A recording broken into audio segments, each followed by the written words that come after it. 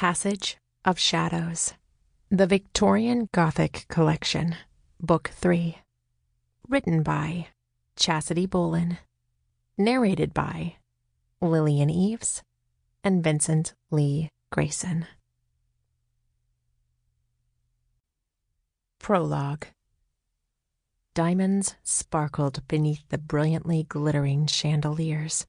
The elegant figures of some of the most admired and envied women in the world were draped in gowns of the finest silk and the most luxurious velvets.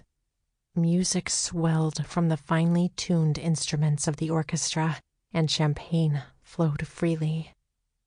It was a party like so many parties amongst the creme de la creme of New York society.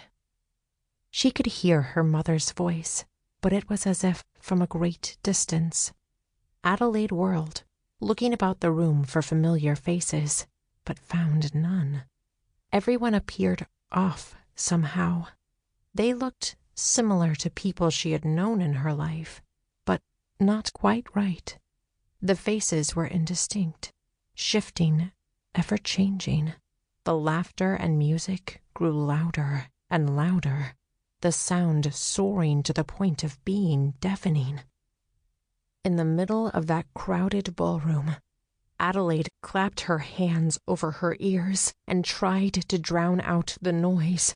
Many pointed and laughed even louder.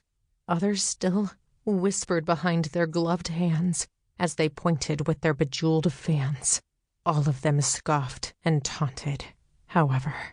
She's not like us, you know. She's like her mother. They warned him not to marry her. I heard her family practiced the old ways. They're both odd. So very, very She'll odd. never make a match. Not with that figure and her mother's oddness about her. They never should have encouraged her to be a reformer. Look how dark her hair and eyes are. Do you suppose she's a gypsy, as they say? He'll have to buy her a husband in Europe. No one in New York will have her. Maybe he can get her a title to make up for all of her strangeness. Just another dollar princess to be shipped off. The whispers came one right after another. While the shifting faces were unrecognizable to her, the words were those she had heard again and again during her time as an outcast on the periphery of the Knickerbocker set. Adelaide had heard them in one variation or another from her childhood. Never pretty enough, never witty or charming enough, too plump for some, too short for others, too dark for many of them, with her dark hair and dark eyes. Ethnic, one woman had whispered. Sample complete. Ready to continue?